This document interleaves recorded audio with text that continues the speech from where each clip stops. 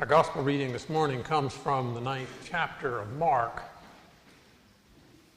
This is a section of Mark where Jesus makes three separate passion predictions. We heard the first last week, which prompted Peter to rebuke Jesus, Jesus then to rebuke Peter and teach about how to be his followers you must deny self and take up the cross and be willing to lose your own life.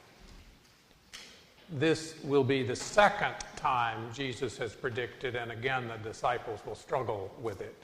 A couple of things that may be helpful in understanding the reading. There's a note in there where Jesus sits down. Sitting was the pose of a teacher, of a rabbi. So when Jesus sits down, it says he's about to instruct his followers. The other is you will hear about servant, the term servant in here. In the language the New Testament is written in, the same word gets translated servant and slave. So not entirely sure which Jesus means, or perhaps he means both. Let us now listen for what the Spirit may speak to us as we hear these words. They went on from there and passed through Galilee. Jesus did not want anyone to know it, for he was teaching his disciples, saying to them, "The Son of Man is to be betrayed into human hands, and they will kill him.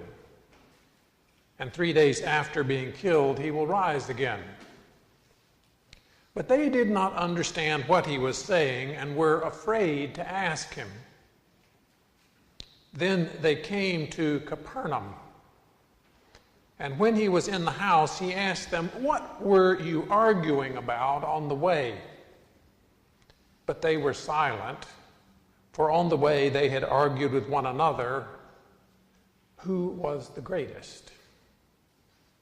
He sat down, called the 12, and said to them, "Whoever wants to be first must be last of all and servant of all."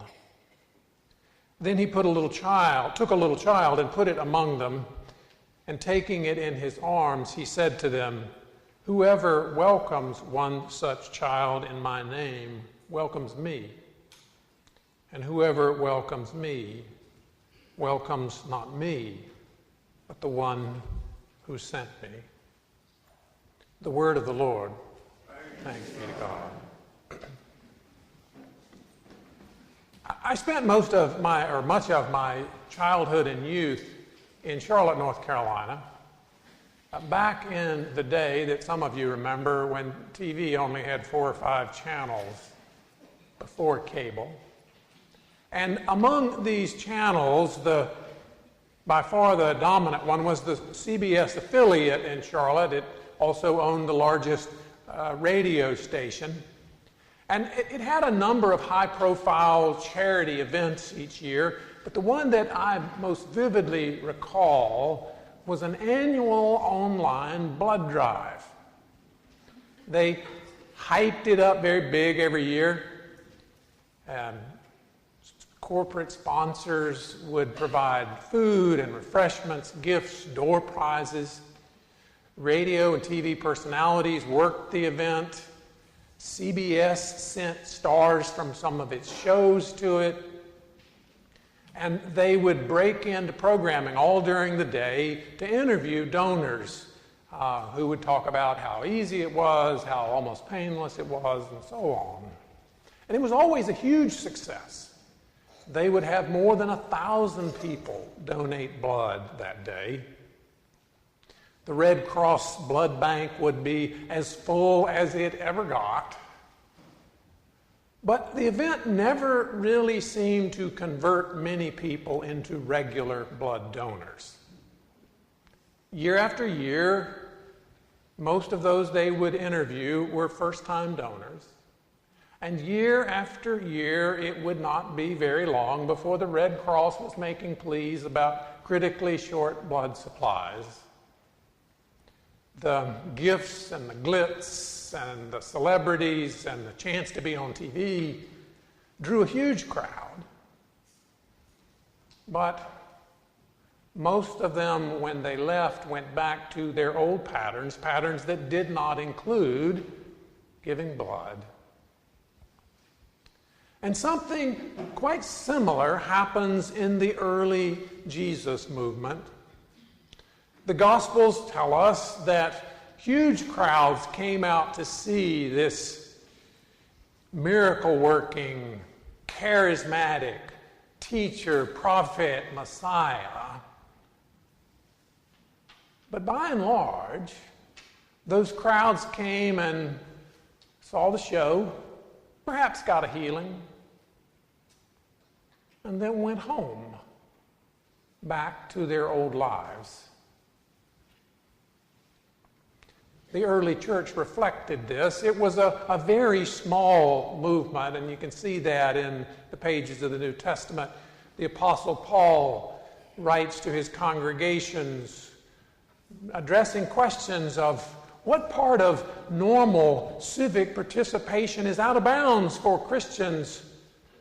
Questions that emerge because Christians are a tiny little minority. So too, some of the Gospels are addressed to communities that are struggling with how to be faithful when they fear that doing so will get them ostracized from polite society. Now, we tend to think of the Bible as a public book, but the components that make up, or will come to make up, the New Testament, it didn't exist for a few hundred years after Jesus, did not understand themselves that way. The books of the New Testament were not used to spread the Christian message. They were written to existing Christian communities to help them address things that they were facing, that they were struggling with. The books that would become the New Testament were not written for the masses, but for the dedicated few. Now, it's pretty easy to understand why it was the early Jesus movement was small. Jesus may have drawn big crowds, gawkers who came out hoping for healing, hoping for a political Messiah who would take on the Romans. But much of Jesus' teachings were not what you would call crowd pleasers.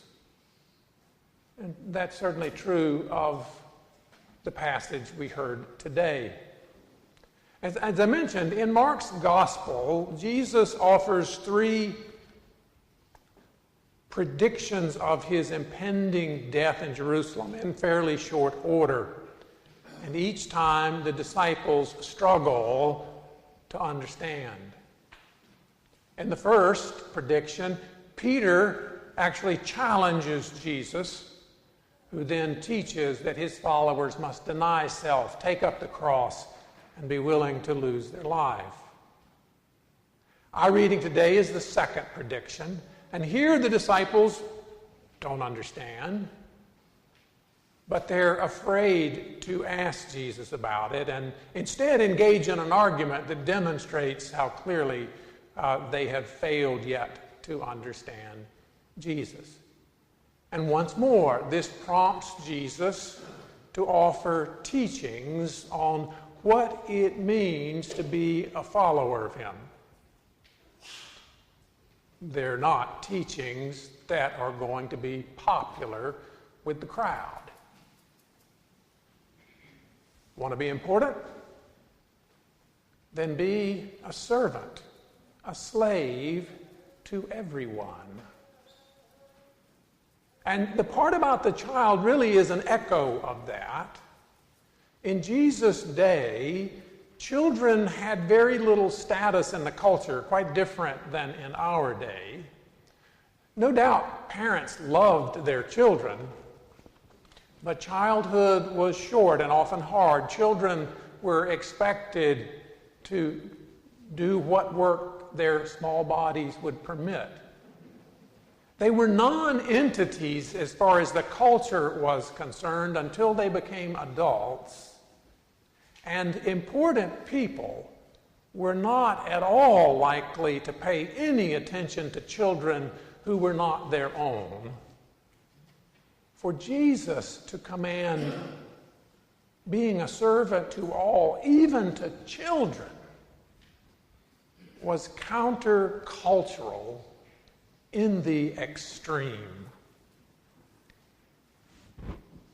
Now, I've sometimes wondered if the Jesus movement didn't lose a lot of its mojo when the Emperor Constantine made it the official state religion several centuries after Jesus.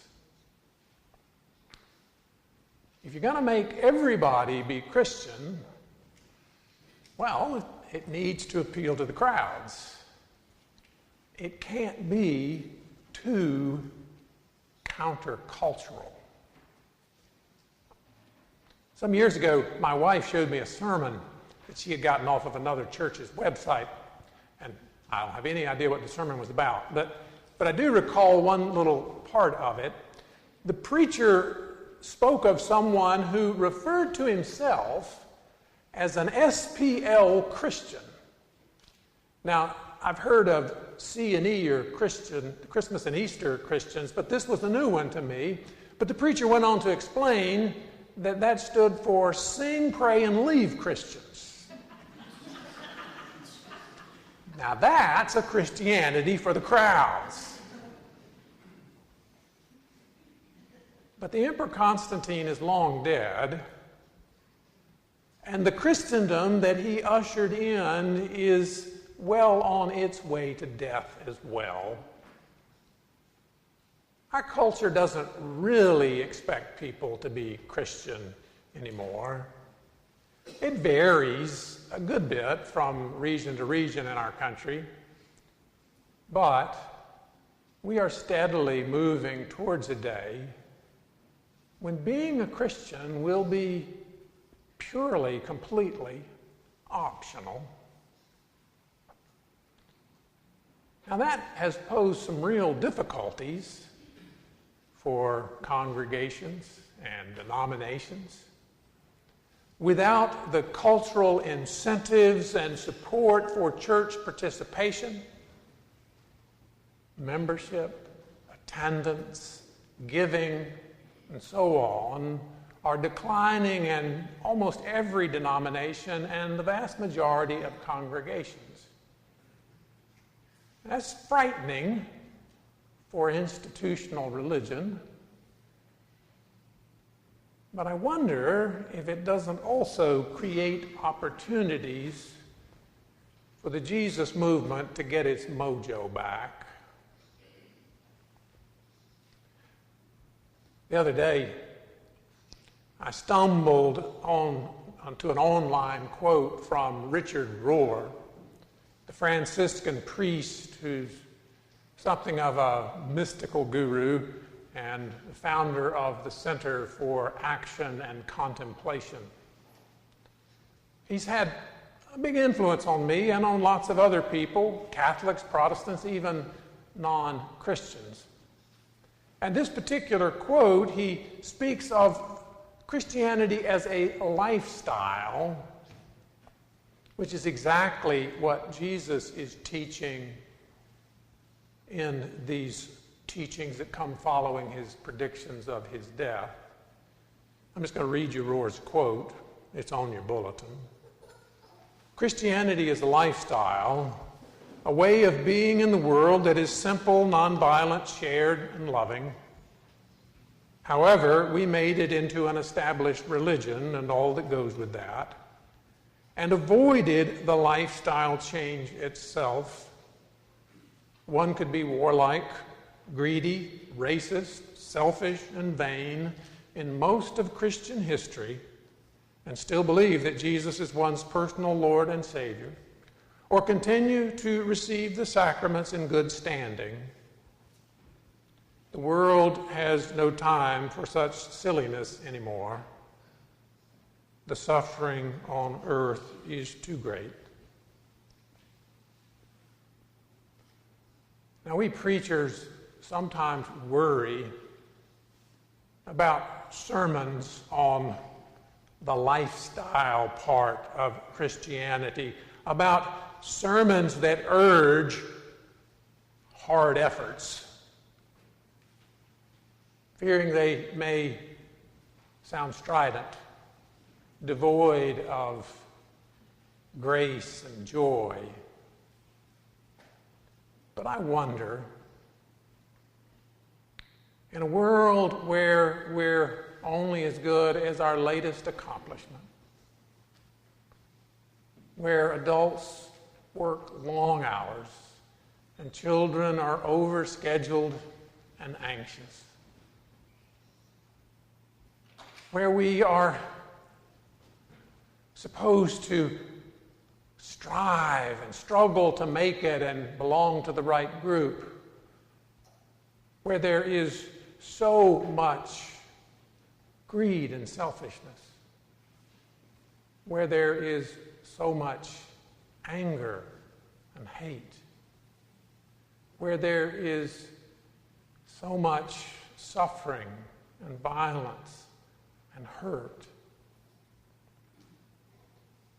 Might it not be a wonderful gift to learn another, better way? What a wondrous, grace-filled, joyous calling for the church to show and to share that better way with the world. And you know, that's something that just might give the church its mojo back again. All praise and glory to the God who comes in Jesus to call us to a new and better way. Thanks be to God.